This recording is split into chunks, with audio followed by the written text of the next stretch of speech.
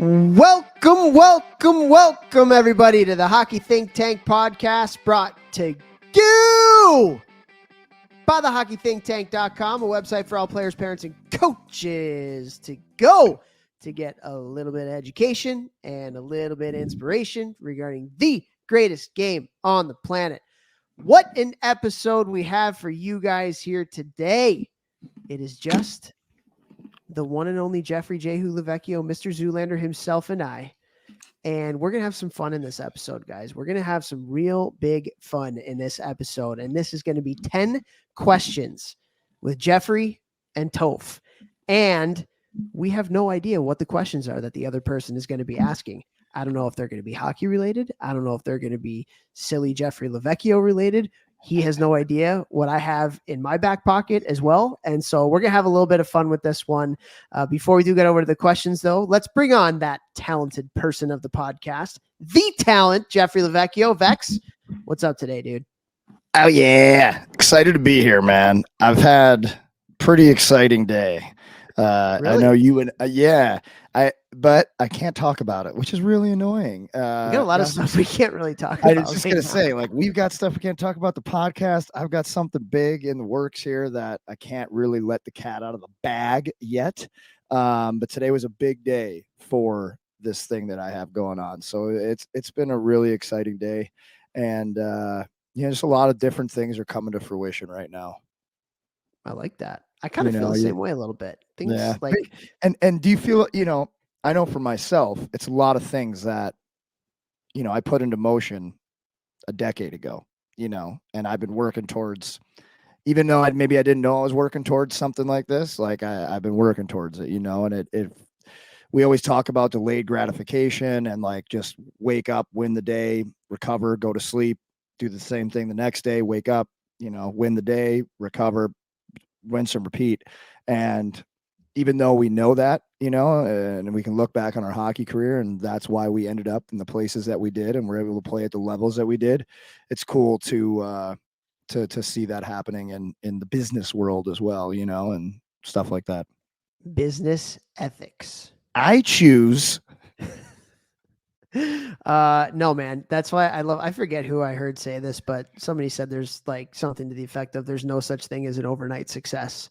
And all of these companies or all these big people who, come onto the scene, quote unquote, come onto the scene.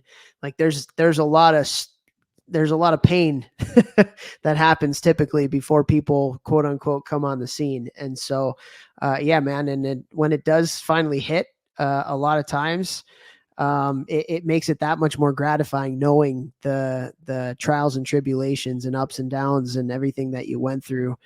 Nothing great ever came easy. And so when it does finally come to fruition, it makes it kind of feel that much better. That's for sure. 100%. I think it's so helpful that we were athletes for as long as we were, because for me, I don't know if it's for you, but for me, I always just like look back and I'm like, look at my hockey career. I went from house to A2 to A to double A to triple A, then it wasn't great overnight. It took work and a lot of time and a lot of energy and a lot of focus and a lot of effort. And I think, that's another one of the reasons that I think sports are so important, because you can point back to something that kids love doing when they were younger and they're passionate about, and you can use that as a vehicle to teach them all these things. So later in life, you can point back to that. Hey, were you a varsity lacrosse player when you were in 6th grade? No, you couldn't make that team. You had to work for those years to be able to be good enough and strong enough and all these things to make the varsity team. And it's going to be the same thing for you in your job. You're not going to be the CFO in your second year. You're going to have to put in work just like you did in hockey, just like you did in lacrosse or dance or whatever it is. And I just find that to be more and more important, that I think our youth need to know that. And it's actually funny we're talking about this, because my buddy was on the radio today and he was talking about my training and athletes in general and stuff like that. And he said, I think the future is going to be dominated in all categories by athletes. And I was like, oh, yeah.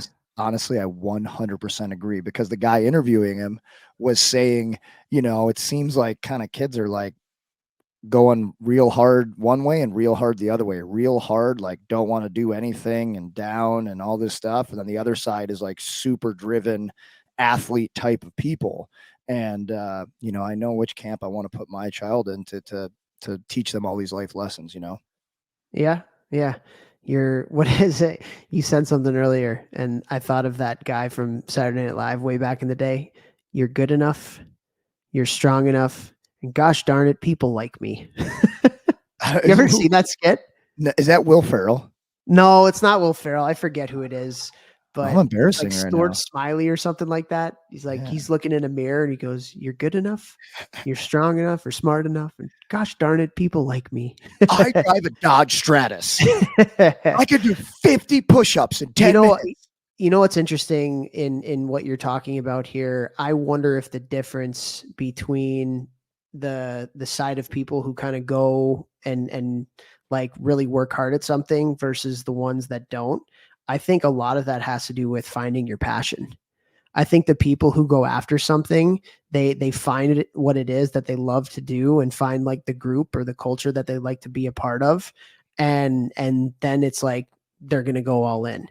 And then Right. other people, the ones that go the other way, because I agree with you. I tend to think there's extremes like both ways for Yeah. sure.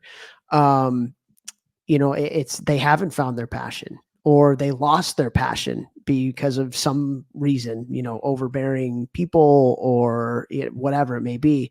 And so I think a big part of, getting into that camp, that would probably be the healthier camp, I would say, mentally and physically. It would be to find your tribe and find the thing that you really love to do. Love that. Couldn't say it any better. One more really cool thing before we get to this cool episode that we're going to do tonight. Mutual friend of ours, one of my longest tenured client, my longest tenured pro client, one of my best friends, Travis Turnbull, just signed today. Going back. He retired. Retired. Yeah, he retired last season after his 15th season pro. Played 3 games in the NHL, scored on Henrik Lundqvist. Just ask him, he'll tell you. And had an unbelievable career. Retired after last season, hung him up. Texted me about 3 months ago. He's like, "Man, I'm getting the itch." 2 months ago, "Man, I'm really missing the game." A month ago, "Hey, I think I'm going to go back to playing if I can get a good contract here." And is fielding offers. He drove home last week. We trained all last week, put him through, like a quick mini camp here to try and get him as ready as we could. And he's heading to Germany, I think, on Friday. No way. Yeah. That's awesome. I got to text him. And he signed a 2-year deal. He signed the rest of this year and next year. Come on. Yeah, he's going to the DEL too because financially it made way more sense, and they were doing some really cool things to take care of him. In Dresden, in Germany too. But really, really excited for him, and he's super excited. So pretty cool. What I wouldn't give to be in his shoes right now. Yeah, I know. So, be back and playing again. That's awesome. Good for Tebow. He was on the podcast early. He's a beauty, guys. Absolutely. Great guy. Michigan man too. Michigan man. Can we talk about Michigan football? Winning the national championship, Jim Harbaugh and the boys getting her done the other day. I'm sure you watched that game. Yeah, totally. And it smells like fart. But I did talk to Narado like literally right before this podcast. So he was telling me about how cool it's been, last week or whatever. Did you see the rings? No. How do they already have rings? Our hockey team. The rings came in from winning the Big Ten last year. Did you see that on social media? Oh, no, I didn't. Sick. Really? Oh yeah. Okay. Oh yeah. And I was still there working when we were designing them. And so is that more like a watch for you then? Yes, Jeffrey. Yes, it is. Anyways, let's get to this podcast here. I'm really excited about this. And the really cool thing about this podcast, I know we're keeping you guys in suspense a little bit here, and it's actually been hilarious, the amount of texts and DMs I've been getting from people that listen to the podcast and people that we know about like these teasers that we're putting out there about what we have coming out in the next couple weeks. And so this episode that we're doing right now is going to be a little bit of what would you call it? Like this is Just one of the fun things we're going to have in this new project of ours. Yeah. Getting to know us a little bit more. I don't know. Just getting to know us a little more. Get us and our guests a little bit more too. And yeah, so what you guys are gonna listen to here today with our 10 questions is going to be something that you might be hearing a little bit more of as we move forward, and we're going to do some really fun things with it and other things. So again, really, we're only a couple weeks away now from kind of revealing and getting all the kinks out, what we're doing. And yeah, it's going to be a game changer, man. I'm really excited for it. You know who texted me? The big cat, Adam Nicholas, texted me. He's like, what are you guys doing? Hey, that's an honor. Like, how cool is that? Love that. Love the big cat. He's the man. He's the man. He's awesome. One of the guys that put the podcast on the map too. Like he's Adam Nicholas. He's been on our podcast probably 3 or 4 times now. He's the director of player. No, not the director of player development. Well, something like that to that extent with the Montreal Canadiens. Really kind of running their player development department, and just one of the smartest and hardest working hockey guys that we know. He's been on a couple times. Those have been really, really, really well received in terms of downloads and feedback that we've gotten. Just a hockey genius, man. And so, it was cool to hear from him and some other people. And looking forward to getting that out there in the next couple weeks for sure. Yep. So let's thank our sponsors and then get right to it. Hype. All right, here we go. First, want to thank Gel Sticks, our title sponsor. Go to GELSTX.com, use the coupon code ThinkTank, and get a discount on your weighted training sticks or lacrosse sticks or golf clubs. Got the chance to go golfing a couple weeks ago in Florida, and not very good. It wasn't great. You need a gel stick, bro. I need a gel stick, yeah. And so, go to gelsticks.com, GELSTX.com. Go, Jeffrey, go. I want to thank Cured Nutrition. Cured Nutrition is a CBD company I'm with. Love them. If you need any help with your CBD needs or questions on how, what, when, where, why, dip, dive, duck, and dodge, then just reach out to me and ask. All right, I've been taking CBD since 2017, 18, my last season. Helps me just run cleaner. You know what I'm saying? Cleaner and meaner. Also want to thank Train Heroic. Train Heroic is an app that allows me to train so many players at such a hilariously low cost. With the best online training possible, videos of me coaching and demonstrating everything. So it's like a coach is right there with you. If you can't afford a coach or your team is looking to save money, I can help you with legitimate programming. There's a reason that so many high-level teams trust me, including 2 NCAA teams. So thank you to Train Heroic as well. And thank you to Helios Hockey. Go to helioshockey.com. Unbelievable product where you have this sensor. They actually sent me one for Christmas, so I'm really excited to start using it. Sick. Yeah. And they got me some nice swag too. So Helios Hockey, love you guys. Wow. Thanks for the swag bag, Helios. Wah. I think it must have been lost in the mail. But this is an unreal product, guys. You have a sensor that you put in your shoulder pads, and when you move out on the ice, it takes note and it gives you real-time feedback that you can get on your phone or your tablet right afterwards. Stride mechanics is a big part of what they do, but also they give, particularly, this is hilarious and awesome for the younger kids. They give you a hustle score of how hard you're working on the ice, which is really, really neat.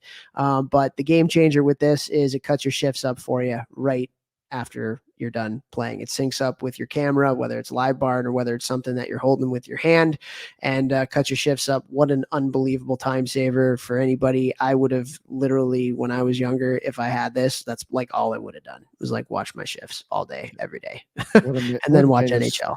Would have made us so much better. Yeah, 100%. And so go to helioshockey.com, and we have a partnership with them and a discount code. So if you go there, use the coupon code, again, ThinkTank, one word. It will give all new Helios members 20% off their initial 12-month membership. And that sensor that you put into your shoulder pads, you get that for free. So go to helioshockey.com today. Also want to thank the boys over at icehockeysystems.com.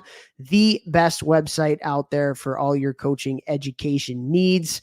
We actually just had a talk with them today. They are like the best people ever to collaborate with on stuff. And we're going to be doing some more stuff with them in the future. They do such an amazing job providing information to anybody that wants to get better in the hockey world. We have partnered with them to do an associations platform where you can get this for all of the coaches in your association. Again, imagine if you're a hockey director building a drill library for all your coaches and having it online for all your coaches to see. Imagine having practice plans that your coaches can go to in one place to take that they can use for their teams. Just a phenomenal sharing tool. They also have thousands of drills. They have videos and whiteboard explanations of habits and systems and concepts from really, really, really high level hockey people. Just an amazing website. Go there today and use your associations platform, or look for the associations platform. And just phenomenal product. Thank you to all of you who are listening to this podcast. We absolutely love you guys. We are getting dangerously close to 300 episodes here. And it's absolutely wild, man. Absolutely wild. So we appreciate all of your support. We appreciate everything that you do, all the feedback you give us, whether it's shooting us DMs or emails, whether it's giving us ratings and reviews on Apple Podcasts or Spotify or iTunes, wherever you're getting your podcasts here today. We love you guys. We continue to grind it out for you. And I think you guys are going to have some fun. I think we're going to have some fun with this episode. Like, I know some of my questions, and I'm going to throw you some curveballs here. Ones. And so I'm looking forward to this. You ready to rock and roll? Yeah, bro. I got some great ones here. Okay. Do you want to ask the first question, or do you want me to ask the first question? I will ask the first question. All right. All right. We'll start with an easy one. Favorite snack on the bus? Favorite snack on the bus? Peanut butter and jelly. Love or homemade? Either. Or booster made. It's a little, booster made, a lot of booster made ones for sure. I am a huge peanut butter and jelly fan. Bigger fan of the crunchy peanut butter with the peanuts actually in it. That's how I know you're talking. I like grape and strawberry, although I typically go raspberry now. I don't eat as many peanut butter and jellies as much as I used to. But yeah, Uncrustables are unbelievable, by the way. I didn't know what those were until last year. A bunch of the Michigan boys love them, and they have it in their fridge in our nutrition room. And the Uncrustables are game changers, absolute game changers. Easy to slam post workout, quick, simple carbs, get in you with some protein. Love it. There we go. So I'm not going to ask you that same question. We're not going to go back and forth on these. I think you'll ask one, I'll answer, and then I'll ask one, because then we'd probably be going on for like 8 hours. Like, shut up. Forever. Okay, so that's a good question. All right. Motioning. Can't take it anymore. My first question for you. If you had an entrance song when you walked into a room, what would your entrance song be? Just live your life. What's that song? T.I. and Rihanna. Just live your life. Hey. Specifically, the very end where Rihanna We're getting sings. deep. Bro, before every speech. Oh, I didn't drop this yet. I have a YouTube video coming out. I think I talk about this in the YouTube video of a huge speech that I gave to supposed to be like 300 to 600 people at the Rockets facility here in St. Louis. And so I had my camera guy just show what a day looks like when I give big speeches like that. And for me, it's that song, specifically the last verse where Rihanna rips. I turn that up to 100 and just scream it. And then I go in and nail speeches. Really? Swear to God, every single speech I've ever given since I retired from playing hockey. No way. That's every single one. Yeah. Every single one. So awesome. That's my I song. love that. Yeah. All right. I got to ask you this one though. What would be yours? My entrance song? Yeah, because this is a great question. Ooh. Oh God. My entrance song, I'm trying to think off the top of my head. Actually, you know what? This is actually pretty funny. I don't know if this would be my entrance song, but my coaches on my highlight video my senior year, this is the one that they use, which I thought was pretty funny because I love country music. It's Kenny Chesney. She thinks my tractor's sexy. Oh, that's hilarious. So it's all my highlights from my career at Cornell, and it's playing to the song She Thinks My Tractor's Sexy. So that's awesome. It was pretty good. I'll go with that one. Love it. Love I'll it. go with that one. All right, numero dos. What do you got for me? All right, number two. Who does number 2 work for? Would you rather get a first assist, primary, you made the play happen kind of thing, or a goal? Oh, assist every day of the week. And I knew that answer, but I didn't know if everybody else would. They probably knew it too, but Yeah, especially if it's like a backdoor tap in, like yeah, nothing better than showing a little bit of poise, yeah. showing a little I bit of don't know, but poise. Backdoor, Jeffrey Lavecchio. Now he gets to go Selly. Selly's like he did everything, and he literally just skated as hard as he could through the net, fell in, went off his skating in, and somehow they counted it. Yeah, I love Perfect. it. Okay, question 2 for me. What is one thing that makes you really, really happy and one thing that makes you really, really sad? Really, really happy seeing my wife when I come home from work, because I work very long hours, and when I get to see her face, it's awesome. So that would be my really, really happy. Really, really sad. Is that what you said? Yeah. Really, really sad. Anytime, anytime one of my guys comes to me and tells me their career's over, no matter if Oh, it's, no matter if it's, somebody's retiring from pro. Obviously, it's even harder when it's like not their decision, like, or yeah. like, they wanted to go D1, they couldn't get anything D1, and they decided to hang them up, or, like whatever it may be. Those conversations always, because I know what they put into it, especially if they're one of my guys, I know how hard they've worked. So those Yeah. conversations are tough. Yeah, I can imagine. That makes a Yeah. lot of sense. Makes a Yeah. lot of sense. I like it. All right. Question 3. What do you got? Toilet paper.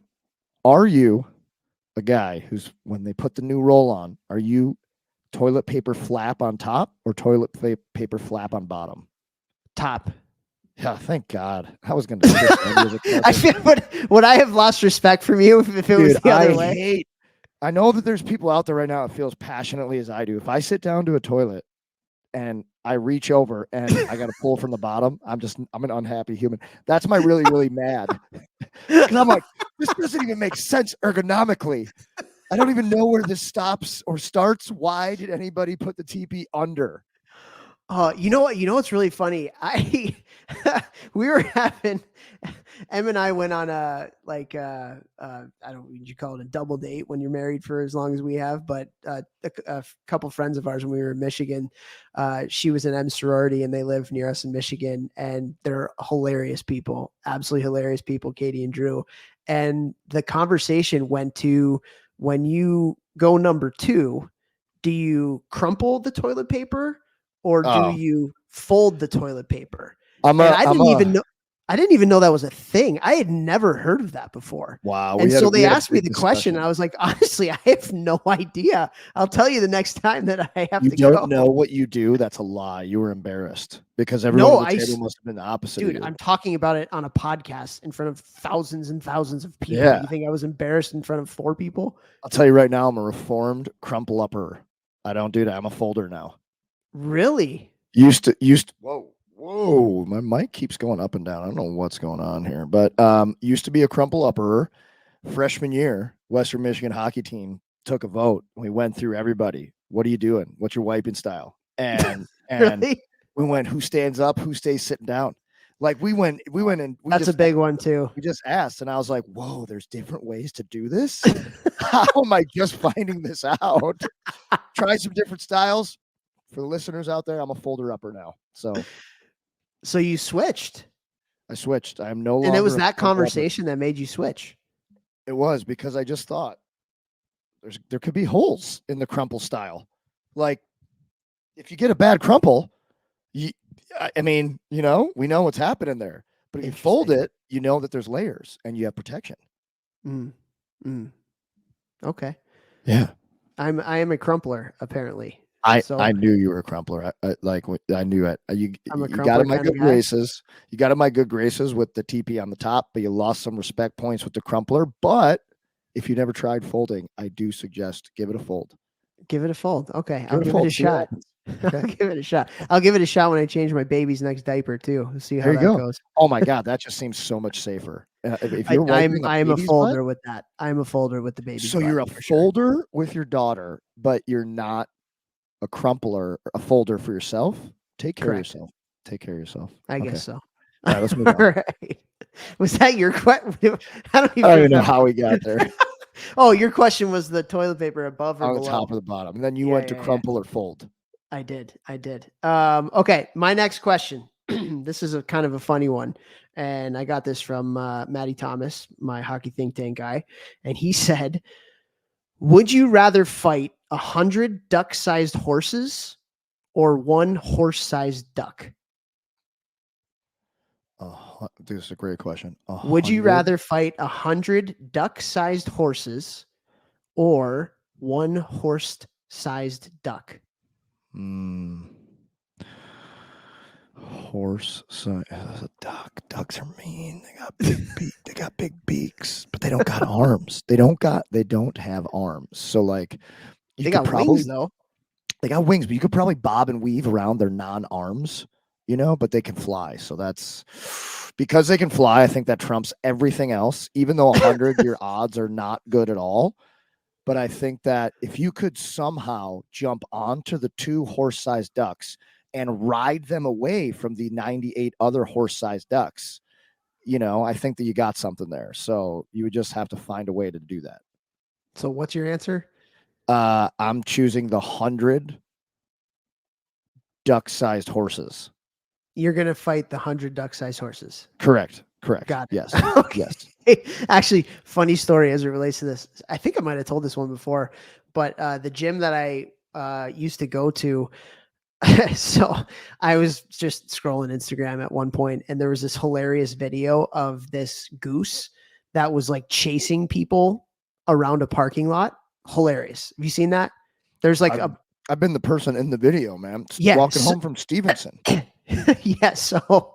So I've seen a couple different iterations of that video, but I saw one, and then literally the next day I show up at my gym and there's a goose that is legit chasing people through the parking lot because she had laid her eggs in one of those like little medians or whatever. And then anytime anybody got near it, so I get out of my car and there's like, it's almost like from a movie. There's a duck or the goose just like staring at you, just legit staring at you. So funny. And you don't know what to do. So you're like, and then you like try to take a step, and then the goose takes a step. And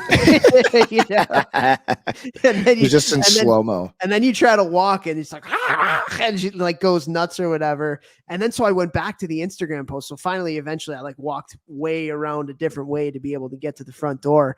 And then I go into the Instagram. I'm like, and it was the same parking lot. The post was from my gym. And it's just absolutely hilarious. Oh, yeah. Wow, that's funny. Yeah, absolutely hilarious. So, okay. So my question, no, I just asked the question. So I just did question 3. All right. So you're up. All right. Favorite forecheck to run as a player and as a coach, if it's different as a coach than a player? I think it's the same. I like being aggressive 2-1-2, man. Aggressive 2-1-2, get your forwards going, get your D up on the walls, make sure you have an F3. And we've talked about this one on the podcast quite a bit before, but like, yeah, F1 and F2 hunting, just absolutely hunt. D, you're responsible, get above the wingers, like make life miserable for them. Have F3 up top just to make sure that you're not getting any odd man rushes coming back against you. I think that's my favorite for both as a player and as a coach. Yeah. Although I should say we ran a left wing lock at Cornell when I was there, both as a player and as a coach, and that is frustrating as hell. So frustrating. Against. Yeah. So frustrating. And I think that you take out a lot of the reads that players have to make, so they make decisions quicker because you're it's like you're only really forechecking with 2 guys, so it's like it's easier to make those decisions quicker, and that extra second getting on D on the forecheck is everything. Yeah. So we did that quite a bit, and it was.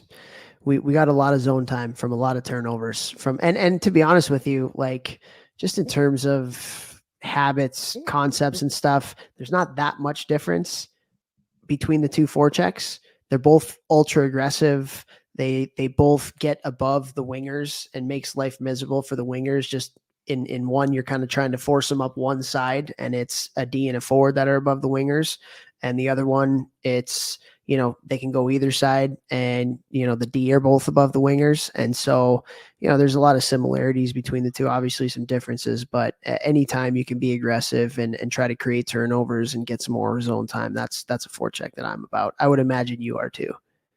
Yeah, I mean, I didn't do the left wing lock after like Pee-wees. I don't think I ever did it. I don't You guys think. have a left wing lock in Pee Wee's? Yeah, hilarious.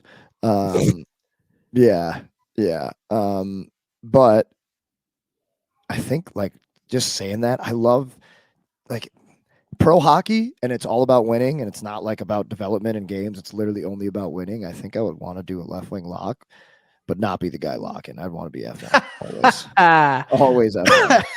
Of course. Of course. Okay. My next question. If you had one piece of advice for someone who wanted to better their physical and mental health, what would it be? One piece of advice. Oh, it's so tough. I would combine them, because two would be learn how to breathe correctly. Breathing is like the most free way to like calm your nerves down, like go from a sympathetic state to a parasympathetic state. So fight or flight to rest and digest. Like the simplest, easiest, most free way is literally breathing, and learning how to breathe like through like those times with all, everybody talks about they have anxiety and all these things. Well, everybody's mouth breathing, and if you can learn how to breathe properly, so through some different techniques, that can really change a lot of things. Also, if you know how to breathe like correctly, you can like train in different ways that are harder and better for you, and you recover faster because you learn how to breathe well on the bench when you get back. It's like a real game changer, mental health and physical health. The other one would obviously be daily exercise. Like daily exercise and mental health are so inextricably linked. Like, and people like they just don't like give that. Like our brain releases all these positive chemicals when we exercise. And like, even if you can only do 15 minutes a day, just or jumping jacks throughout the day, like something, like you're gonna feel better. And everyone knows they need to exercise. I had this conversation with somebody today about the details of their life. Everyone knows they need to exercise. So if you know you need to exercise and then you don't do it, that's a conscious decision. And that anytime you make a decision when you know that it's the wrong decision for your best interest, I truly believe that you chip away at your self-confidence. And a lot of people make a lot of decisions like that daily that they think don't matter, but they're all adding up to chip away from your confidence. And it's literally because you said you were going to drink a gallon of water every day this week, starting on New Year's, and you didn't do it once. Even though you might not think that's a big deal, you're chipping away at your confidence, and that changes all these other things. So everyone knows they need to exercise. So I think I would say exercise while breathing properly. There you I'll go. put them together. And I will echo what you were just saying right there, because I've lived that, especially from an exercise standpoint. Like I know I need to exercise, and when I don't, I like have self-hatred. Not quite to that extent, but I'm like, man, you didn't do it. Like, what are you doing? You should have. And then like you get down on yourself. So Right. totally agree. And that's why I think it is also really important, like setting reasonable goals and kind of stacking little wins every day rather than trying to change everything right now. I Right. think that's a great way. If you do want to make changes, they got to be little subtle changes. And because you can't change your entire life and your entire way of habit in one day. You just can't. That's something that I've learned, because I've tried that and it doesn't work. So Yeah. that's why everybody makes goals on January 1st, and by January 8th they have abandoned them because they set too crazy of goals instead of little things every day. Yeah, it's true. And it's the little things that add up. Like every time that you don't do something you know is in your best interest, or you've said like, I want to be better at X, and you know that you need to do all of these things to be better at X. Every time that you don't do that, when you come to a decision, a fork in the road where it's like choose path A or path B, when you choose that wrong path, even if it's not a big deal, you think it's like a little thing like, oh, I said I wasn't going to have ketchup because it's high in sugar. And you go out 2 weeks from now and you have it. Like, it's not the end of the world, but like what happens to a lot of people is they keep making those tiny little decisions that they think don't mean anything. And all of a sudden they're way further away from their goals than they should be. And they know it, and they know they're not doing the right thing. And it takes away your confidence. Quickly, conversely, how you build confidence. I talk to people about this all the time, is literally doing the opposite of that. Set out a goal, tell people the goal. Now you know that people know what your goal is. It'll make you more driven to do that, because now you have to be accountable because you said you want to do this thing. So when you're living in a way that's not getting you closer to that goal, people are going to hold you accountable. You're going to hold yourself accountable. And every time you do make that right decision, you go to a restaurant, you get vegetables instead of fries. You still eat the burger, that's fine. Veggies instead of fries. You said you're going to be the last guy off the ice every day in practice this week. No matter what, you do not leave the ice until you are last. It seems like not a big deal, but if you made a promise to yourself, when you keep it, no matter how big or small, you're building blocks of confidence. And the more you do that, the more confident you are, the better you are at everything. Stacking wins, baby. Stacking wins. I like it. All right, what you got next? All right. So if you were a hot dog, would you eat yourself? That's a real question. That is Will Ferrell. Correct. And I believe that was when he was doing Harry Carey on Saturday Night Live, right? Correct. All right. But if you were a hot dog, would you eat yourself? Yes. Absolutely. I'm a big hot dog guy. Love hot dogs. Ew. You don't like hot dogs? No. You know what they're made of? I don't want to know what they're made of. You don't want to know. Exactly. We probably don't even know. All right. Next question. Okay.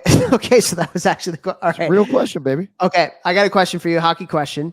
And if you can go back and think about like one of the coolest moments in the NHL that you watched on TV or witnessed in person. Like for me, it's like when Raymond Bourque raised the Stanley Cup, like that had a profound effect. Like it was just like one of the coolest things. If you can go back and think about like one of the coolest moments in the NHL that you remember as a kid that made you feel all the feels, what would it be? The one that always sticks out in my mind, but it's actually a negative. Was when your boy Stevie Y ripped the clapper from outside the blue line to win Game 7. I was out in my parents' garage in our first house in St. Louis, and had them pull the cars out. So I was rollerblading around. I pulled the kitchen TV, which was like this little box TV that you could like move anywhere. Pulled that out into the garage, set it up on the trash cans, and I was out there rollerblading, stick handling around. And I remember watching that going, and I was like, oh my God, come on. But the shot was amazing. Yeah. And obviously since then I've seen the highlight 8 billion times because they always show it on Best Goals. Yeah, I remember that. I actually remember we were going to a tournament somewhere, and so we couldn't watch the game, and I was a huge Red Wings fan. And so I remember because it was in maybe double overtime, maybe even triple overtime or something like that. Maybe it was first overtime. I don't know. But I was on the plane when this was going on, and I remember hearing that they won once we got off the plane, and I was like, oh, cool. And then I saw the goal and I was like, oh my God, this is amazing. Yeah. So gross. So cool. So gross. Okay. This is an interesting one here. Ooh. If you could go back and decide when you start playing hockey to be left-handed or right-handed, what would you choose knowing what you know now, and why? I'd stay left-handed. Honestly, like I don't know if there's any reason to it. I just like being left-handed. I don't know. Yeah. I like being left-handed too, but I feel like I don't know. I have not done research on this. This is just like in my mind, my anecdotal evidence that from my recall, which could be incorrect, that I know more right-handed goal scorers than left-handed. And maybe that's wrong. Really? Maybe that's wrong. Yeah, I don't know. I just think about like guys who I played with who scored a lot in games and in practice and stuff. And I feel like more were right-handed than left-handed. I don't know. I would love to hear what people think of this. Steph, you got to clip this question because I want to know what people think have scored more goals and like top 20 NHL all time. Like, are they more lefties or righties? I've always been like, I've just always been like, I think it's easier to score as a righty. I think you can go high glove as a righty pretty easily from any angle. But as a lefty going low blocker from coming down on the blocker side, like if you're wide, is pretty tough. All right, we're gonna look at this right now. Okay, righties and lefties. We got Gretzky lefty, Ovechkin righty, Gordie Howe righty, Yager lefty. So we're 2-2. Hull righty, Dion righty, Esposito lefty, Gartner righty, Messier lefty, Yzerman righty, Lemieux righty, Solani righty, Robitaille lefty, Shanahan righty, Andrechuk righty, Sakic lefty, Iginla righty, Bobby Hull lefty, Dino Ciccarelli righty, Yari Curry righty. So 12? I think I got 7 lefties. 7 lefties? 7 lefties, maybe So 8, 13 and 7? Yeah. I mean, that's... Everybody's probably like, Jeff's an idiot. Well, guys, my anecdotal evidence recall was correct. I'm trying to think. Recky's a lefty. Bossy's a righty. Crosby's 23rd all time in goals. Wow, good for him. Amazing. Marlowe's lefty. Neuendijk's lefty. Sundin's righty. Madonald's lefty. Lafleur's righty. Busick. I'm not sure actually on Busick. Francis lefty. Goulet lefty. Wow. Okay. Yeah. 13-7, top 20. Interesting. You know what I'm saying? Like righties can score 5-hole. I think at the same clip a lefty can. I think that actually righties have an advantage with the backhand, forehand 5-hole. Like I've seen a lot of righties get good at that, and like no goalies can stop it. Mark Letestu, look up his shootouts. He used to do the same thing in college, and he would score literally every time. And he did in the NHL too. It was unbelievable in the NHL and shootouts. And righties can score high glove, like at the throat, because like it's so hard to get your glove here that righties can score there from anywhere on the ice. But a lefty coming down the blocker side wing, if you're wide, you're never scoring low blocker. And like to shoot it cross body to go high glove, I think is a hard shot too for most players. Maybe like now guys with the pull in, how Matthews shoot. But I still think if we looked at percentages of goals scored, I think that righties, it's easier to score from anywhere on the ice. I don't know. Just interesting. Yeah. Interesting. We got to get Mike Kelly on the podcast back again. Yeah, I would love to know this because I've been saying this for years. And I'm like, man, I wish I was a righty. Maybe it's just an excuse. No, I scored a lot of goals. I love scoring goals, but I think I could have scored more as a righty. Yeah. Okay, my turn. Your turn. Okay. If you could have dinner with one person in the hockey world, who would it be? Oh man.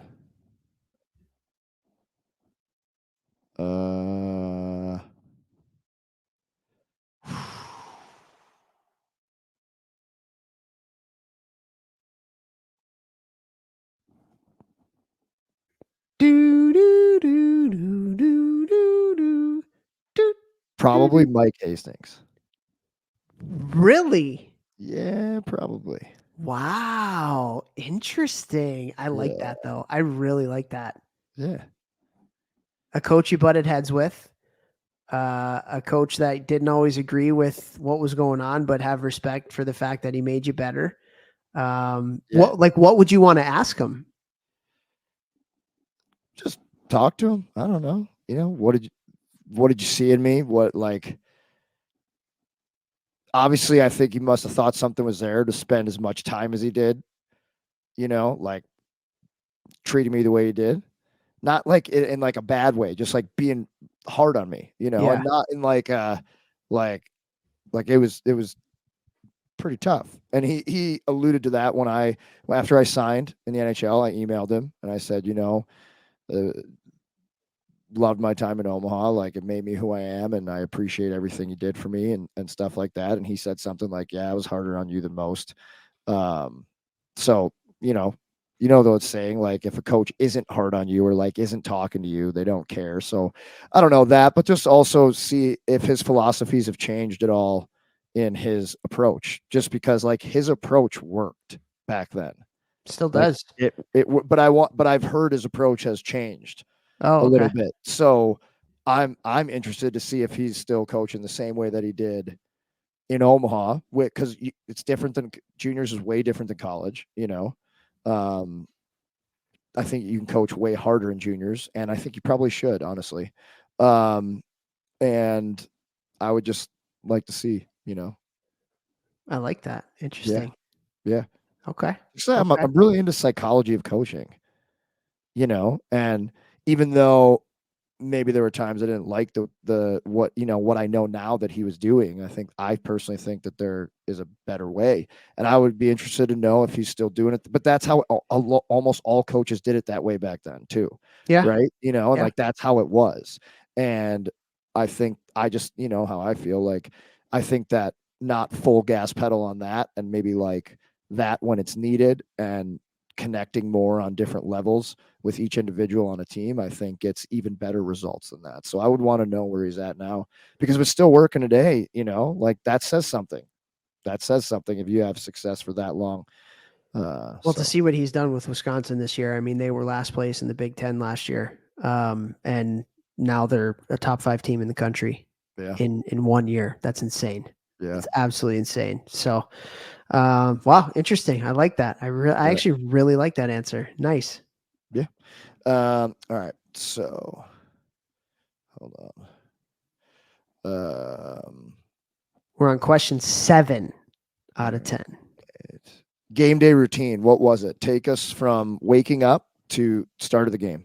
Like waking up in the morning? Yeah, on game day, because this is a question I get a lot from younger players when I tell them like how you can start to do a kind of a consistent routine so you know how you're going to feel, and everybody's different. So, what was yours? Yeah, I usually If you woke up have, around Yeah, I usually woke up around 9 o'clock. And I mean, it's obviously different in pro versus college, right? Just because of ice times and things like that. I didn't mind a pregame skate. I actually liked going out and getting some touches and, getting my feet moving. I know some people don't like pregame skates, and I think it's yeah, like you, I know. And a lot of people don't. And I think there's a lot of research based information that shows that pregame skates aren't necessarily beneficial, but I think it's an individual basis. And I did like getting a little bit of a sweat and, touching the puck and things like that. I like to do some video before, lunch. I think just getting your mindset, getting ready and getting going for the game, whether it's watching video of the other team or watching some video of yourself, just some positive type stuff, things that you can be doing during the game and things like that. Lunch, it was your typical lunch. It was pasta, chicken parm, pretty much every time, pasta and chicken. And so I was a guy who always wanted to nap, but I'm not a good sleeper, particularly on game days. Like I would always be kind of too excited, and I can never really get to sleep. So that kind of like 3 hours between lunch and when you got to get ready to kind of like go to the game, it was never finite, just because I would try to sleep, but sometimes I couldn't sleep, and then I'd get frustrated and I go watch TV or something like that. So there's just some downtime. I like getting to the rink about 2 hours early. Always love to shower before the game, kind of get into that mode. Always love doing some stick skills, taking a tennis ball or taking a golf ball and doing some fun stuff with that. When I started playing pro, I got into kicks and sewer ball and things like that. I never really did that in college. But that was always fun to kind of do with the guys. And the one thing I would always do is I would always visualize. So I would always go. So my spot typically on the power play was in the corner, like kind of net front to corner type thing, as a facilitator. And so I would always sit in that spot of where we were shooting for 2 periods and just visualize what we were doing, visualizing the power play, different things like that. That was always something that was really important to me. I didn't like hanging in the locker room that much. I always kind of was like outside of the locker room a lot. Just because like loud music, and I kind of wanted to get away and just shoot the shit with the guys or whatever like that.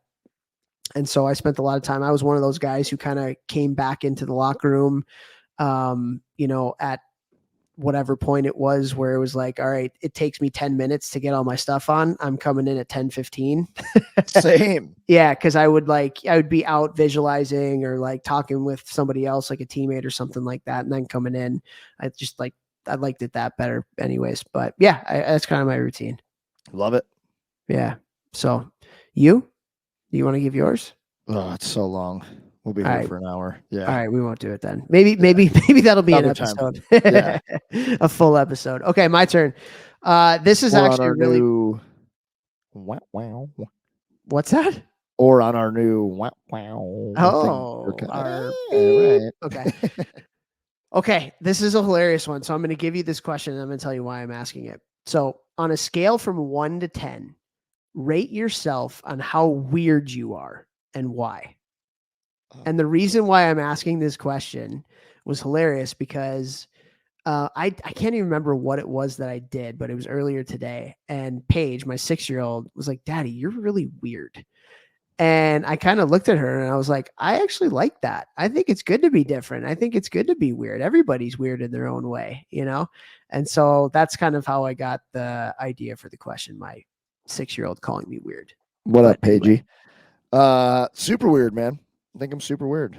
I think the definition of weird is probably like slightly abnormal and kooky, maybe. I don't know. Like not abnormal in a bad way, but just like, kind of like kooky. All right. So pretty kooky compared to the normal standard human being. So kind of out there, opinionated, try to back my opinions up, do back my opinions up. I don't know. Just I don't know. Yeah, wear my heart on my sleeve, so that's kind of weird. Well, here you go. I have now that you were saying that, I have the Merriam-Webster dictionary definition All of right, weird. hit You me, hit ready? me with it. I'd say you're maybe a 10 on this one. Of strange or extraordinary character. So funny. That's literally what it says. That's good. Yeah, perfect. 10. I'll give myself a 10. What are you giving yourself on the weird factor? I'm pretty close to a 10. I'd give Yeah. myself an 8 or a 9. Yeah. And honestly, man, like the older I get and like the more wisdom I guess you get, perspective, whatever it is, like life is not made to be boring. Life is made to have experiences and try things out and fail and learn and like I try to be as little vanilla as I can without coloring outside the lines too bad. But I just think there's something very, I don't know, very happy about being weird. And I think if we celebrated each other's differences rather than put each other down for each other's differences, this world would be a freaking lot better place. Yeah. And so I kind of pride myself on being a little weird, little what'd you say, kooky, a little kooky. Yeah. And so, strange. yeah, so here we go. 10 and an 8. A 10 and an 8. There we go. Love it. All right. So I only have 2 left, right? I kept my good ones for last. No, 3 left. 3 left. Oh, yeah. What makes a good roommate on the road? Ooh. I think this is an opinion question. This isn't a fact question because everybody's got a different definition of a good roommate. Yeah, you're right. Yeah. Okay. Yeah. But there could be some kind of objective things too. Yeah, not a snorer. I'll tell you that much. Yep. So sorry, Vex. I know you snore. You're bad. Hey, but like, got me my own room on the road everywhere I go. Who's a smart guy now? So I think, yeah, an ideal roommate does not snore. Dude, like, I don't know, like just somebody you can shoot the shit with all the time. Like, I love just like having a roommate that you just could just watch TV, watch a game, and just like, I felt like a lot of times on the road, I was kind of like the room where everybody would kind of go to hang out. So I think having a roommate that's like cool with like 8 or 9 other guys on the team being in the room and just kind of hanging out and watching TV or playing cards or whatever, I think is big too. So just somebody that like good conversation, Let you be yourself. Good dude, lets you be yourself. I don't know. What do you think? Because I like. Yeah, I'd say like somebody who I'm totally comfortable being myself around because like, dude, like I was so dialed because I had to be like, I literally like I never played well if I wasn't dialed. Like it was just my body didn't feel good and whatever. And like I would be like foam rolling every night before bed and stretching when I wake up in the morning and like doing all this stuff. So it was like unreal that I got my own room on the road everywhere because I snored, because I wasn't like embarrassed or anything like that. But the couple times that I did have roommates, there were always guys who like, just have like a metrics bar of supplements out, like all in order, and like just so I make sure I take everything, because again, like confidence builders and things like that, and it's what I did to feel good. And so somebody who would, for me, it's just somebody who like I'd be comfortable, like not embarrassed at all about like, Yeah. dude, this is what I got to do to be at this level. I think Like that's a great you I think know, that's a great like sentiment for like choosing your friends too. Like people to honestly, surround yourself with. Like you got to surround yourself with people who are going from the last question, like okay with your weirdness and love you for your weirdness. right. Because How yeah, much, dude? I miss being on the road so much. Like even as a coach, going on the road for road trips and stuff. Like man, there's like nothing better. And especially like this might be bad to say, but like now that I have kids too, getting out on the road for like 2-3 days, like, kind of having some yeah, freedom like that. right, right. And I'm swimming in it right now. Em's working in the city all week this week. And so she's been back late. So I've kind of been taking the house duties by myself here this week. And so it's actually kind of funny because my kids, we're recording this podcast at 7 o'clock our time, and they typically go to bed at like 7:30, 8 o'clock. And so I put my youngest one down. Then I was like to my 4-year-old, my 6-year-old, like, you guys good? Like putting yourself to bed here? And they're like, yeah. And I was like, all right. So about like 15, 20 minutes here. And then I want you guys to get back in your room. And I just had like 2 sheets that they colored come down in the crease of my door in the last like 3 minutes. And we're an hour 15 since then. So That's great. I love it. yeah, good roommates, That's kids awesome. 6 and under. Good Yeah. roommates. Boom. Okay. All right. There you Okay. go. So my turn now. Yep. Okay. Actually, no, we did have 2 questions. Oh no, 3 questions. Yeah. What is your greatest fear? Not making an impact. Yeah. You? Actually, the same. Oh, that's why we're Yeah, cousins. yeah. No, I really like that answer. Yeah. That was kind of off the top of my head. If I thought about it more, maybe I'd have something different. But like, yeah, like either not having an impact or like letting the people down that are close to you that believe in Yeah. you. You know Yeah. what I mean? Yeah. Who've sacrificed for you or love you, whatever. Just like I don't have that fear. no. No, I will not fail. There you go. You know what I'm Okay. saying, bro? Okay. I don't have that fucking Okay. fear. Okay. Me neither now. I like Yeah, that. buddy. Let's go. Yeah, buddy. All Yeah, right. What do buddy. you got? Only one way. All right. My last 2 are doozies. Oh. No, not bad. Not bad. Good. If you could change one thing about your game, looking back, that you think would have taken your game to the next level, anything, a skill, an attribute, whatever it may be, what would you go with? Height. Would you? I mean, like the simple answer to that is no, because I feel like I learned a lot about myself and had to, gain a lot of and earn a lot of self-confidence and become resilient and I definitely had to do things the hard way because of my height. But the amount of people who told me like, throughout my, later years of my career that if I was 6 inches taller, I'd be playing in the NHL. If I had a dime for every time I heard that, like I'd be a rich man, which sucks. But no, I wouldn't change my height. I would have more of a shooting mentality. I think that's the biggest thing that I would change in my game is I prided myself. Like the question you asked first, like, would you rather have an assist or would you rather have a goal? Like I would rather have an assist. And I think that held me back at times. I think if I had a little bit more of a killer instinct shooter mentality, I probably would have been a better offensive player. And so I think that's probably the thing that I would change. Yeah. What about you? I didn't think about it.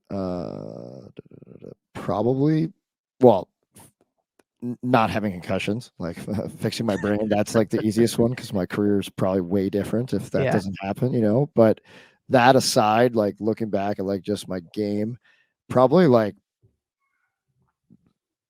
learning to be like have a switch. Like I didn't have like a switch that I could like some people just have a switch that they flip. And if you're gonna be like a power forward type of guy, Like you got to have that switch, and like I had to manufacture that. Like that's on the ice. That's especially when I was younger. When I got Like to older, snap? not even the snap, but just like play mean. Like I like that's not my personality. Like I'm intense, but like I'm not like a malicious person like in life. And I in the era that we played in, I could have separated myself, I think, a lot more if I was just like a dick, you know? And I wasn't, I never, I never could hit that level to where like other guys could, where like, like there's guys like when we were playing, like if they went to cross check you to hurt you, like they're literally trying to break your arm, like we played against so many guys like that. Oh yeah. Different I game. never I didn't have that. Like I would want to like cross check somebody hard, but like not to break their arm. And like if I would have had that I want to break your arm mentality, like a Zach Ronaldo, Yeah. if I would have had more of that mentality in my skill set, I really think that, I could have been. Ryan Lomberg, the Yeah. guy from the Panthers, you probably Yeah. don't No. know. Just a pest. Yeah. Yeah. Yeah. I see what you're saying for sure. I wish I had. Well, like it's just like you're attacking everything more, and like I was big, I was strong, I was fast, and I could score. Like for a tertiary, secondary scoring guy, like I put up a lot of goals, and I just didn't have that killer mentality that was innate to my personality. Yeah. It was very hard for me to do that. So literally, that's the first thing I'll change. Gotcha. Yeah. Okay, cool. Who just asked a question? Was it me or Me. you?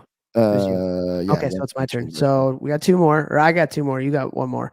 Okay. Top 3 TV shows of all time. Ooh. Friday Night Lights. I don't know what number I'm putting that at.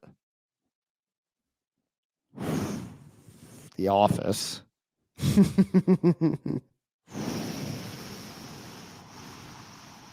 Probably have to go with Breaking Bad only because when I remember watching that, like I don't really remember because it's been so long since I watched it, but like I remember that during the show I was like, "This is the best show!"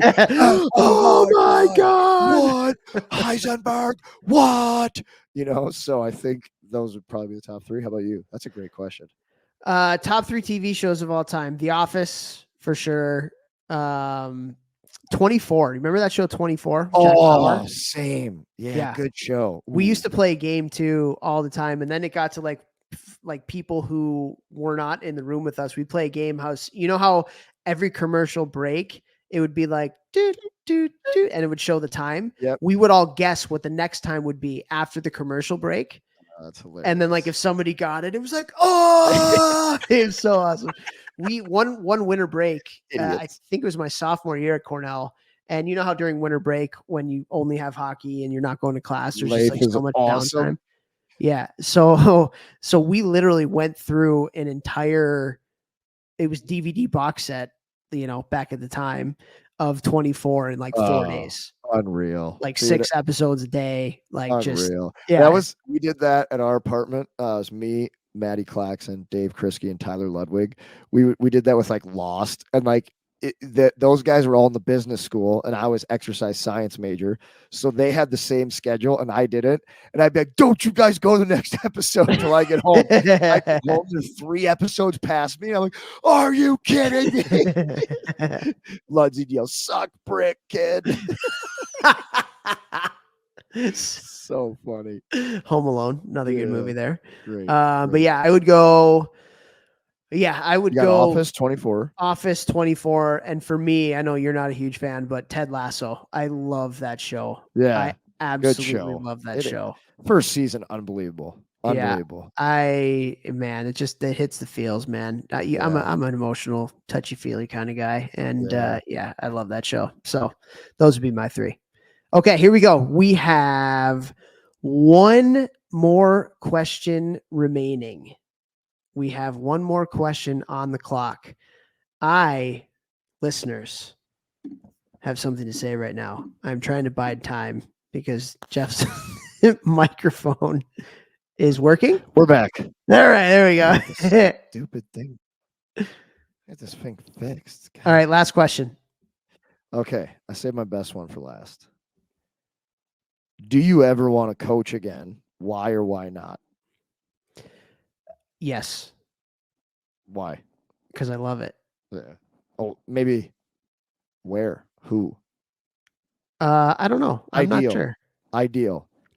I mean, like college, junior, pro, higher levels. I really enjoy it. I think it's a lot of fun. I think it's cool. You can make an impact. Again, that's what we talked about. Greatest fear is not being able to make an impact. I really enjoy coaching. I'm in a phase of life right now where, I've chosen to take a different path, and I'm really enjoying what I'm doing right now with the Hockey Think Tank, and I'm really enjoying getting to know so many different people. Like, dude, like with this organization blueprint that we're doing, this is going to change the game, man. Like, it's changing. The amount of conversations that I've had and the amount of people that we're going to work with in the future is insane. It's absolutely insane. And so, like, it's making an impact in a different way, and on a more kind of granular level. And so I am really enjoying what I'm doing. Coaching is not necessarily in the cards right now. I love my family, man, and I want to be around a little bit more, and so, and that's not to say, I want to make sure I like make this disclaimer when I say that, because like there are college coaches, men and women, that are phenomenal moms and phenomenal dads, and they do such a good job of being a college coach or being a professional coach and being present at home in whatever capacity that means. I just made a decision to do it a little bit differently, and I don't think there's any right way or wrong way, or I don't think I'm making any altruistic decision by what I did to kind of leave that for my family. But yeah, like I do. I really enjoy coaching, and I really enjoy really getting to know the players and finding out what makes them tick, and the strategy of hockey and talking hockey with the staff and trying to figure out how to win games, trying to figure out how to motivate players. Yeah, it's a passion of mine for sure, and I'm using that passion to help other coaches right now, and that's been a lot of fun too. So answer that question is for sure yes. When that is, where that is, how that's going to happen, who knows? That's not really something I'm thinking about right now. Yeah. Cool. Are you surprised by that, or what? What do you No. think about that? No. Exactly what I thought you would have said. Pretty much word for word. Gotcha. Yeah. Gotcha. Yeah. Okay, so that was your last question. Hey. I got a deep one for the last one. Hey-o. A deep one. What's written on your tombstone?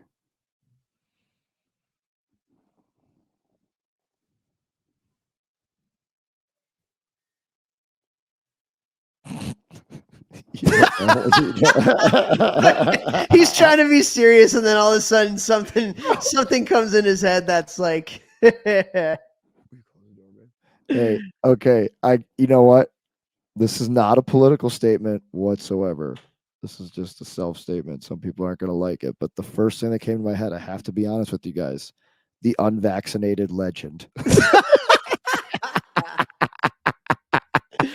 Oh my god. I can't lie because I'm looking at this thing across from my room, and it's a certificate that says something about that, and everybody who comes in my office laughs, and I love it. So that's the first thing I thought of. So we'll go with that. I know it's ridiculous. Sorry. Oh, you're a beauty. Gotta be You're honest, absolute beauty. All right, well, hopefully you guys enjoyed that. That was kind of fun. Yeah, that was really fun. That was Some awesome. goofy questions, some serious questions, some tangents, and all that good stuff. So, yeah, I thought this would be fun to do. And yeah, have a great week, everybody. Like, we love you. Have a great week. Go kill it. Do it. GMBM, baby.